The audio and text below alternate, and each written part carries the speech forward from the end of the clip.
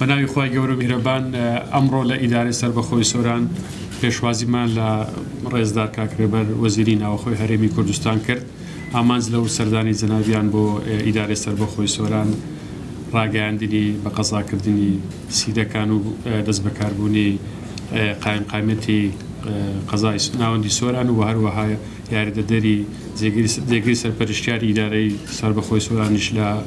بۆ کاروباری کارگێڕی و ئیداری ئەمڕۆکە لە دەمانەوێت لە بەکو ئیدارەی سەربەخۆی سۆران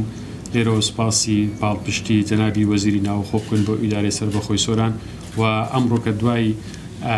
سەردانیکردنی قەزای سیدەکان لە کۆبنەوەیەک لەگەڵ قایمقامەکان و لەگەڵ بەڕێوەبەری هێزەکانی ناوەخۆ باسمان لە پێشهاتەکان و لە بەرەو پێشچوونەوەکانی ئیدارەی سەربەخۆی سۆران کرد هەم لە ڕووی ئیداری و کارگێڕیەوە و هەم لە ڕووی جێبەجێکردنی پرۆژەکانیشەوە. من لێرەوە دەرفەت بە جەنابیان دەدەم بۆ ئەوەی ئەو زیاتر ئامانی سەردانەکەی بۆ ئیدارەی سەربەخۆی سۆران بۆ ئێوەی بەڕێز شی بکاتەوە و ئەگەر هەر پرسیارێک شەویتن بۆ جەنابیان لەسەر ئیدارەی سەربەخۆی سۆران هەتا جەنابی وڵای بدێتەوە. جارشکە بە خێراتنی جەنابیان دەکەن. زۆر سپاس بەناوی خوای گەورە و میهرەبان. هەموو لایەکتان زۆر بەخێر بێن. خۆشحاڵم کە ئەمڕۆ لە سۆرانم و سەردانی ئیدارەی سەربەخۆی سۆرانمان کرد. بە حقیقەت سەردانەکە بۆ چەند مەبەستێک بوو لەوانە تەواوکردنی پەیکەری ئیدارەی سەربەخۆی سۆران کە پێشتر بڕیاری لێدرا بوو و فەرمان دەرچوو بوون بە دانانی چەند بەڕێزێک لە هەندێک پۆست لەوانە جێگیری سەرپەرشتیاری ئیدارەی سەربەخۆی سۆران قایمەقایمی نوێ کە بۆ ناوەندی قەزای سۆران دانراوە و لە هەمان کاتدا ڕاگەیاندنی قەزایەکی نوێ لە سنووری ئیدارەی سەربەخۆی سۆران ئەویش قەزای سیدەکان بوو کە قەزایەکی زۆر گرنگەوە ناوچەیەکی زۆر استراتیژە لە هەرێمی کوردستان ناوچەیەکی سنووری گرنگە و دەکرێت ببێتە دەواازەیەکی زۆر گرنگ بۆ هەم ئیدارەی سەربەخۆی سۆران هەمیش بۆ تەواوی هەرێمی کوردستان و بەرنامەکانی حکوومەتی هەرێمی کوردستان لە سنووری ئەو قەزایە لە چوارچێوەی گەیاندنی خزمەتگوزاری و دەسەڵاتەکانی ئیداری پێویست بۆ ناوچەکە تاکیدی لێکراوە و ئەو بابەتانەی کە لە چوارچێوەی کارنامەی حکوومەتی هەرێمی کوردستانە بە گواستنەوەی دەسەڵاتەکان لە ناوەندی شارەکان بۆ دەوروبەر ئەمڕۆ هەنگاوێکی تری جددیمان هاوێش بەوەی کە قەزایەک لەوێ دروستکرا و لەمە و پاش ئەو خزمەتگوزاریانە و ئەو دەسەڵاتانەی ئیداری کە پێویستە لە لای ئیدارە هەبن لە قەزای سیدەکان خۆیان دەتوانن خزمەتگوزاری پێویست پێشکەشی هاوڵاتیان بکەن. من پێش هەموو شتێکیش دەمەوێ دەستخۆشی لە ئیدارەی سەربەخۆی سۆران بکەم. بەڕاستی ئینسان کە ئێستا دێت سەیری سۆران دەکاتن لەگەڵ ساڵێک پێش ئێستا پێشەوەی کە ئیدارەیەکی سەربەخۆ هەبێت لە سۆران بەڕاستی ئاستی خزمەتگوزاریەکان زۆر جیاوازە و شێوازی مامەڵەکردن لەگەڵ هاوڵاتیان و ڕێزگرتن جێبەجێکردنی ڕێنمایی و یاساکان خەڵکی سۆران خەڵکێکی تێکۆشەر و خەباتگێرە و قوربانیەکی زۆری داوە و ئەو خەڵکەش کە ئامادە بووە خۆی بگاتە قوربانی بوو ئەوەی حکوومەتی هەرێممان هەبێتن و ئەو دەستکەوتانەمان هەبێت. ئێمە لەو باوەڕەدا بووین و ئێستاش سەلمێنرا کە لە هەموو خەڵکی تر ملتەزمترن بۆ ئەوەی کە پێیگیری بە ڕێنمایی و یاساکانی حکوومەتی هەرێمی کوردستان بکەن و ئەو سەرکەوتنانەی کە لە ئیدارەی سەربەخۆی سۆران بەدەست هاتوونە تەنها ئیدارە خۆی نەبووە بەڵکو هاوکاری و پاڵپشتی خەڵکی سۆران خۆیان و ڕێزگرتن لە یاسا و ڕێنمایەکان ئەوە کارکتەرێکی سەرەکی بوو بۆ ئەوەی ئیدارە بتوانێتن خزمەتێکی پێویست پێشکەش بکات و بە پێویستیشی دەزانم کە لێرەوە هەمومان سوپاسی جەنابی سەرۆکی حکوومەت ڕێزدار کاک مەسرۆر بارزانی بکەین بۆ ئەو گرنگی و پشتیوانیەی کە بۆ ئیدارەی سۆران پێشکەش دەکاتن و خەمخۆرێکی سەرەکیە بۆ ئەوەی ئیدارەی سەربەخۆی سۆران بگاتە ئاستێکی زۆر پێشکەوت و لە خزمەتگوزاری لە ئاوەدانی و ناوچەیەکی زۆر گرنگە لە زۆر یەکێک لەو ڕوانە کە بابەتی گەشت و گوزاریە دەکرێتن لە پاڵ ئەو ئاسایش و ئارامی و سەقامگیری کە لە ناوچەکە هەیە بابەتی گەشت و گوزار گەشتیاری گرنگێکی زیاتری پێ بدرێتن و جەنابی سەرۆکی حکوومەت زۆر ڕژدە لەسەرەوەی کە سەرچاوەکانی داهاتی هەرێمی کوردستان جۆرا و جۆر بن و یەکێک لەو سەرچاوانەی کە لە ناوچەی ئێوە زۆر بەجددی ئیشی لەسەر دەکرێت بابەتی گەشتیاریە ناوچەیەکی دەوڵەمەندە بە زۆر شتی تر و حکوومەت پلانی زۆر باشی هەیە و ئینشاءڵڵا لە داهاتوویەکی نزیکدا پرۆژەی زۆر باش لە سۆران جێبەجێ دەکرێتن ئاستی جێبەجێکردنی پرۆژەکان و ئەوانەی کە لە جێبەجێکردنیشدانە ئەوانەی تەواو بوونە جێگای دڵخۆشیە و دڵخۆشکردن بە حقیقەت هیوادارم کە ئیدارەی سۆران بەردەوام بێتن لەو شێوازی پێشکەشکردنی خزمەت گوزاری و بە تەواوکردنی پەیکەری ئیدارە و ڕاگەیاندنی بەڕێوەبەرە گشتەکانی تریش کە سەر بە وەزارەتەکانی ترن ئەوانیش دەتوانن هەنگاوێکی تری جددی بەهاوێژن بۆ ئەوەی کە پێویستە پێشکەش بە هاوڵاتیان لە سنووری ئیدارەی سۆران بکرێت. من بە شێوەیەکی گشتی پیرۆزبایی لە خەڵکی سۆران دەکەم و بە تایبەتیش پیرۆزبایی لە خەڵکی سیدەکان دەکەم کە ئەمڕۆ سەردانی سیدەکانمان کرد و ئەو قەزایە ڕاگەیاندرا. هیوادارم هەمومان بەیەکەوە بتوانین ئەو بەرنامە و ئەو فەلسەفەی حکومڕانی جەنابی سەرۆکی حکوومەت کە خۆی لە خزمەتکاری و خزمەت پێشکەشکردن بە هاوڵاتیان دەبینێتەوە کە خۆمان بە خزمەتکاری خەڵک بزانین لەو فەلسەفەیەدا سەرکەوتوو بین و خی گەورەش پشتیوان بێتن بۆ ئەوەی بتوانین لە ئایندەیەکی نزیکدا دەستکەوتی باشترمان هەبێتن. من زۆر زۆر سوپاسان دەکەم هەموو لایەکتان بەخێر بێن سەرچاوەوە دیارە خەڵکی ناوچەکە بەگشتی ڕێوەسمی ناساندنی دەبەری برادۆستیان بە قەزادی بۆیە بۆ نمونە خەڵکی خەلیفان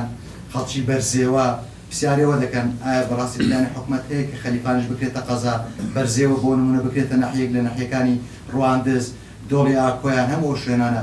لە پلانی حکوومەت هەیە یاخود تەنها دەنگۆیەکەن نەخێر ئەمە ئاروکە گوتم یعنی ئەو پلانەی کە هەیە ئەبێ دەسەڵات و خزمەت گوزاریەکان بگەنە هەموو شوێنێک پێشتر تەرکیز لەسەر ناوەندی شارەکان هەبوو بەڵام ئێستا پلانی ئێمە ئەوەیە پێشەوەی کە خزمەت گوزاری بگوازینەوە دەسەڵاتەکان بگوازینەوە بۆ ئەوەی دەسەڵاتەکان لە لای ئەو خەڵکە بن کە دەزانن ناوچەکانیان چ پێویستیان بەچی هەیە و ئەوەی خەلیفان ڕاستە ئێمە پلانمان هەیە لە ئایندەیەکی نزیکدا هەر بە پێویستی دەزانم لێرەوە ڕای بگەێنین کە لە ئایندەیەکی نزیکدا خەلیفانیش دەکرێت بە قەزا و دۆڵی ئاکۆیانیش دەکرێت بە ناحیە شوێنەکانی تر دراست دەکرێتن ئەو شوێنەی کە پێویست بێتن بۆ ئەوەی کە هاوکار بن بۆ ئیدارە و گواستنەوەی خزمەت گوزاریەکان ئێمە درێغی ناکەین و سەرۆکی حکوومەتی جەنابی کاک مەسرۆ بارزانی پاڵپشتێکی سەرەکیمانە لەو بابەتە بە تاکید لە ئایندەیەکی نزیک ئەوانش دەبنە ئیدارەیەکی باشتر. جەنابی وەزیر عوسمان لە دەستگای میدیای کورسات ئێمە ئەزانی سنووری ئیداری سەربەخۆی سۆران بە تایبەتی ناو سنووریەکانی نائارامترین شوێنی هەرێمی کوردستانن بەهۆی بردومان و تۆبارانی هەردوو وڵاتی دراوسێ لەو ناوچەیە. ساڵانە ژمارەیەکی زۆری هاوڵاتیان لە ناوچانە ئاوارە بن لەسەر ماڵی خۆیان و زیانیشیان پێ ئەگات و تا ئێستا هەم قەرەبوو نەکراینەوە هەم هەوڵەکانی حکوومەت لەگەڵ حکوومەتی عراق چیە لە ئێستادا بۆ ئەوەی بتوانێت ئارامەیەک بۆ ناوچە سنووریەکانی بەتایبەت سنووری ئیداری سۆران کە ناوچەیەکی بەرفراوانی سنووری هەیە لەو ناوچە. بەداخەوە هۆکارەکانی نائارامی لە سنوورەکان هۆکارێکن کە بەدەرن لە دەسەڵاتی حکوومەتی هەرێمی کوردستان و هەبوونی پەکەکە لەو ناوچە سنووریانە هۆکارێکی سەرەکی بوو بۆ ئەوی کە نائارامی لە ناوچەکان هەبێتن نەک هەر لە سنووری ئیدارەی سەربەخۆی سۆران بەڵکو لە زۆربەی شوێنە سنووریەکان بوونەتە هۆکارێک بۆ نائارامی و هۆکارێکی سەرەکی بوونە بۆ ئەوەی کە دەستی ئاوەدانی حکوومەت نەگاتە ئەو ناوچانە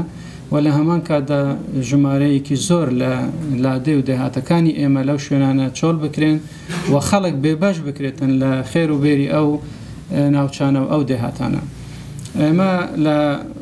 گفتوگۆی بەردەوام داین لەگەڵ هەموو لایەنێک چ لەگەڵ حکوومەتی فێدرالی لە بەغدا چ لەگەڵ وڵاتانی دراوسێ کە ئەم بابەتانە چارەسەر بکەین هەمومان بەیەکەوە چارەسەرێکی گونجاو بۆ هەموو ئەو گرفتانە بدۆزینەوە و ئەو گرفتانە هەمویان بەیەکەوە بەستراون لەسەر هێڵین لەگەڵ حکوومەتی بەغدا بۆ ئەوەی کە توانای مرۆیی زیاتر بۆ هێزی پاسەوانی سنوور دابین بکرێتن چونکە یەکێک لەو بیانوانەی کە وڵاتانی دراوسێ باسی دەکەن کە سنوورەکان وەکو پێویست کۆنتترۆل نەکراون تاوان سنوورەکانیش ئەبێ هەم پێداویستی لۆجستی هەم پێداویستی سەربازی هەمیش پێداویستی ئیمتوانای بەشەری پێویست لە بەردەستی هێزی پاسەوانی سنوور هەبن ئێمە چەند ساڵی کە داوامان لە حکوومەتی بەغدا کردووە خۆشیان دەرک بەوە دەکەن کە بۆشاییەک هەیە و ئەم بۆشایە تەنها بە دانانی توانای مرۆیی زیاتر لە بەردەستی پاسەوانی سنوور کۆتایی پێدێت ئێستا تێگەیشتنێکی باشتر لە حکوومەتی بەغدا هەیە و لەو سەردانانەی کە بۆ لای جەنابی سەرۆکی وەزیرانی عێراق کە بەڕێز محەممەد شیع سوودانی ئەنجام دراون لێک تێگەیشتنی باش هەبووە و تا حدێکی باش ڕەزامەندی دەربڕیوە کە 3000 کەس بۆ هێزی پاسەوانی سنوور زیاد بکرێتن بۆ ئەوەی ناوچە سنووریەکان باشتر کۆنتترۆل بکرێت و ئەو بیانوەش بەدەستی وڵاتانی دراوسێوە نەمێنێتن کە بڵێن بۆشایەکی سنووری هەیە اینجا ئێمە هیوادارین کە حکوومەتی فێدراڵ ئەم بڕیارانە زوو بکاتە کردار و چاوەڕێ نەکاتن تاوەکو یاسای بودجە تێدەپەڕێتن لە پەرلەمان چونکە کاتێکی زۆری پێویستە هیوادارین ئەم توانە بەشەریانە زووتر بگاتە دەستی ئێمە بۆ ئەوەی وەکو حکوومەتی هەرێمی کوردستان زووتر ئەو بۆشایانەی سەر سنوور کۆنتترۆل بکەین و کۆتایی بەو بیان و بەو نەئارامیە بێنین کە لەسەر سنوور هەیە جنابی وەزیر عەبدولوسایی لە کێنین وڵایەمان پرسیارێک و گلەیەکی شنیە فەرموو با سەرەتا لە پرسیارەکەەوە دەست پێکەوەین جا گلەیەکە شەکەین ئینشاءڵڵا جنابی وەزیر لە 2011 ئەوانە بوو حکوومەتی ئێران بڕیارکە مەرجی چێلەشین بکاتەوە خۆتەزانی ئەو ناوچەیەکی سنووریە پێویستی بە مەرزێکە کارەکانی بە چێلەشین دەواازەی نێودەوڵەتی چێدەشین بەکوێ گەیشت گلەیەکەشمەوەی جەنابی وەزیر دیارە ئەمڕۆ ئێمە وەک کۆمەڵێکی هاوڕێشم لەگەڵ بۆ ویسمان بێن سەردانی ئەو مژدە خۆشە بکەین بۆ هاوڵاتیانی قەزای سیدەکە کە ئەکرایدار ئەوە قەزایەکی سەربەخۆ قەزا لە ناحیەوە ئەوە قەزا بەڵام ڕێگریمان لێکرا لەلایەن بازگەی سەری بەر ئەم ڕێگریانە بەبێ مجامەلە کاکەلگۆر وەستاوەلات بەڕاستی بەشێک هاوکاریەکی باشە بەڵام بەزەدی زۆر زەرێمە لەلایەن هێزانیەکان ڕێگریمان لێ دەکرێت هیوادارم ئەم گلەیە بە هەنوەر بگیری چونکە لە هەموو پایەکانی دموکراسی دەنگە جیاواز و ڕەنگە جیاوازەکان یەکێکە لە پاگرنگەکان ئێمە ڕاستە لە کەناڵی ترین بەڵام ئێمە شەمانەویست وەک کەناڵەکانی تر ئەو هەواڵە بوازینەوە کە مژدەیەکی خۆش بوو هاوڵاتیان بەڵام لە هەمان کاتدا بە بڕیاری ئیداری سەربەخۆش بوو بانگەشتنامەی ئیداری سەربەخۆی ماهاتوین بۆ ئەوێ بەڵام ڕێگریمان لێکراوە هیوادارین ئەوە نەمێنێ و مەرزەکەش بزانین بەکوێ گەیشت بەسەرچاو من لە گلەی جەنابتەوە دەست پێ دەکەم بە دووەداچوون بۆ ئەو گلەی جەنابەت دەکەم بە تاکید سیاسەتی حکوومەتی هەرێمی کوردستان لە کابینەی نوێیەم ئەوەیە کە ڕێز لە هەموو دەنگە جیاوازەکان بگرێتن و کەش و هەوایەکی ئارام دروست بکاتن بۆ ڕاگەیاندن بۆ دەنگی جیاواز بۆ ئازادی ڕادەربرین و ئێمە بەپێی یاسا مامەڕە لەگەڵ هەموو ئەو باوەتانە دەکەین ئێوە کەناڵێکی فەرمینە و کەێنش بەشێکە لە حکوومەتی هەرێمی کوردستان ئێوە بەشێکن لە کابینەی نوێیەم لە هەر شوێنێک بن ئێوە دەبێت ڕێگاتان پێ بدرێتن نەک ئێوە هەر کەناڵێک کە ڕێگا پێدراوە و ڕێکارەکانی یاسایی خۆی لە وەزارەتی ڕۆشنبیری تێپەڕان دەبێتن و مۆڵەت دراو بێتن ئێوە ئازادن لە هەر شوێنێک ڕووپۆشی هەواڵی بکەن و لە هەر شوێنێک بتانەوە سەردان بکەن من بە دووەداچوونیش بۆ گلەیەکەت دەکەم گلەیەکەت لەسەر سەر و سەرچاو بابەتی دەواازەی کێلەشین طبعا ئەمە بڕیارێک نییە وڵاتێک بڕیار بدات بیکاتەوە بڕیاری دوو لایەنە ئەبێ هەردوو لە بڕیار بدەن کە ئەم شوێنە بکرێتەوە ئایا ئەم شوێنە گونجاوە بۆ دەواازە ناگونجێت بۆ دەواازە دوورە نێزیکە هۆیەکانی گەیاندن و کەرەستەکانی پێویست بۆ ڕاپەڕاندنی ئیشوکاری هاوڵاتیان دەتوانرێت دابین بکرێتن طبعا ئەمە بێ لەلایەن هەردوو حکوومەتی هەرێمی کوردستان و ئێرانەوە لەگەڵ بەتەنسیق لەگەڵ لایەنی عراقیشەوە ئەم بابەتە بڕیاری لێ بدرێت ئێمە لە گفتوگۆ داین بەڵام کێشە و بربەستی سەرەکی لەسەر نەکردنەوەی ئەم دەواازەیە بابەتی هەبوونی پەکەکە بووە لەو شوێنانە پەکەکە هێزێک بووە ڕێگیری کردووە لە ئاوەدانکردنەوەی ئەو شوێنە، ڕێگیری کردووە لەوەی کە خەڵک بگاتە خانوبەر و کێڵگە و بیستان و کشت و کاڵی خۆی بکات، ڕێگیری کردووە لەوەی کە حکوومەت بە ئەرکی خۆی هەستێتن لەو شوێنانە. بۆیە ئەو کێشە و گرفتەی نێوان پەکەکە و پێکدادان لەگەڵ سوپای تورکیا گرفتێکی سەرەکیە لە ناوچە سنووریەکان و بەم دوایانەش ئەو تۆپبارانەی کە کراون لەلایەن وڵاتی ئێرانیشەوە ئەمەش بۆتە گرفتێکی تر بۆ خاڵە سنووریەکان. بەڵام ئێمە هەمیشە زمانی دایالۆگ و لێکتێگەیشتن هەڵدەبژێرین بۆ ئەوەی کە لەگەڵ ئەم وڵاتانە بگەینە دەرەنجامێک کە ئەم دەواازەیەش بکرێتەوە و خەڵک سوودمەند بێ لەو شوێن. جەنابی وەزیر بەختیار قادرم لە تۆڕی میدیای ڕوودا و سێ پرسیارم هەبوو. پێشتر تەنها ئەوانەی کە ئیقامەیان نوێ کردەوە ئیقامەی کاریان هەبوو تووشی سزای پێبژار نەبوون. ئەوانەی کە لە ڕێگەی UN-ەوە لێرە پەنابەرن سزای پێبژاردنیان نادا لە ئەگەری بەسەرچوون. بڕیاردراوە کە ئەوانیش بە ئامان شێوە سزای پێبژاردنیان نەبیت لە ئەگەری بەسەرچوونی ئیقامەدا. ئەو بڕیارەکەی دەرچووە بۆ بەردەوامی شەوی. بڕیاری چەکداماڵین لە پێشتردا کە زۆر تند و تۆڵتر بوو، ئێستاش هەر بەردەوامە و تاکەی بەردەوامە بیت و یعنی لەو ماوەیەدا چەکرا. ئەوەی دیکە کە بەڕاستی ینی پرسیاری زۆر لە پۆلیس و ڕێ پێدراوە کە ئەو پۆلیسانەی ئێزان خۆیان تەواو کردووە، ئەو ڕێگە پێدراوانەی کە پۆلیسن دەمێکە شایانیەوەی بسنە خول ئایا خولی ئەفسەریەکرێتەوە؟ ئەگەر بەبیرم بێت یەک بە یەک پرسیارەکانت لە نشینگەوە مەسەلەی نشینگە هەر کەسێک نشینگەکەی بەسەر بچێتن ئەبێتە حاڵەتێکی نایاسایی. بوونی ئەو کەسە لە هەرێمی کوردستان بە نایاسایی دەبێت. اینجا بۆچی وا دەکاتن ماوەی نشینگەی بەسەر بچێت؟ بۆ ناچێت سەردانی فەرمانگەکانی نشینگە بکاتن و حاڵەتی یاسایی خۆی دەستەبەر بکاتن. بۆیە بۆ باشتر بەڕێوەبردننی کەمپەکان، کاروباری پەنابەران و جیاکردنەوەی پەنابەران لەوانەی کە خەڵکی بەناوی پەنابەر لێرێ بە پاسپۆرتێک دێت، بە پاسپۆرتێکی تر سەفەر دەکات، دەچێتەوە وڵاتی سێیەم، دەگەڕێتەوە نشینگەی هەیە لێرە، زانی حاڵەتەکان دەبێ لە چوارچێوەی یاسابن. بۆیە هەر کەسێک ئەو حاڵەتەی توش ببێتن ئەوەی نشینگەی بەسەر چوو بێتن بە پێی یاسا مامەڵی لەگەڵ دەکرێتن، پەنابەر بێت یان خەڵکێکی تری بیانی بێتن. بابەتی چەک ئێمە هەروەکو پێشوو زۆر جددینەوە توندیشین لەو بابەتە. هەر ئەمڕۆ لە کۆبوونەوە لەگەڵ ئیدارەی سۆران باسم کرد کە دیار بوو باسییان کرد هێزەکانی ئاسایشی ناوخۆ پۆلیس ئاسایش کە بەشێک ژمارەیەکی زۆر چەکیان دەست بەسەرداگرتووەوە لە پارێزگا و ئیدارەکانی تریش بە هەمان شێوە. بەڵام ئەمە پرۆسەیەک نییە ئێمە بە هەفتەیەک تون دەستی پێ بکەین و دوای بڵێن کۆتایی پێێتێ. پرۆسەیەکی بەردەوامە. جارێ ئێمە یاسایەکمان هەیە مۆڵەت دەدەین بە چەک، بەڵام شێوازی مۆڵەتدانەکەمان گۆڕیوە و شێوازی کڕین و فرۆشتنی چەکەکەشمان گۆڕیوە. ئێستا لەگەڵ ئیدارە و پارێزەکان خەریکین شوێنی کڕین و فرۆشتن دابین بکەین و بدرێتە ئەو کەسانی کە ئارەزویان هەیە لەوێ معاملەی چەک بکەن بە پێی یاسا. و هەروەها لەوەش گرنگتر خەڵکانێکی زۆر حەزیان بەوەیە کە چەکیان هەبوو حەزیان لەوەیە تەقە بکەن. زۆر جار لە نەبوونی شوێنێک، لە خۆشی شایەک، لە مەراسمێک، لە دەرچوونی کەسێک لە هەڵبژاردنێک فرسەتێک وەرە دەگرێتن و چەند تەقەیەک دەکەن. ئەم بابەتە ڕێک دەخرێتن. ئەوەی کە چەکی مۆڵەت دراوی هەیە شوێنێکی تایبەتی بۆ دروست دەکەین کە بچێت لەوێ ئەو خولیایی خۆی لەوێ ممارەسە بکاتن و نیشانەش بگرێتن و تەقەکەی خۆشی بکات، بەڵام لە شوێنێک کە نە زەرەر بۆ خۆی هەبێتن نە بۆ کۆمەڵگە هەبێتن. پرسیاری سێمیشت خۆلی ئەفسەرانیش تاواناوانە لە قۆناغەکانی کۆتاییدا. کۆرۆنا 2 ساڵ ئەم بابەتەی پاش خست. من زۆر گوێبیستی ئەوە دەبم لە لایەن پەرلەمانتارانەوە، لەلایەن خودی هێزەکانی ئاسایش پۆلیس ئەم بابەتە لەبەر کۆرۆنا دواکەوت. ئێستا ئێمە خەریکین و خشتەکان ئامادەکراون. ژمارەیەکی باش لە ئەو ڕێپێدراوانە وەردەگیرێتن لەسەر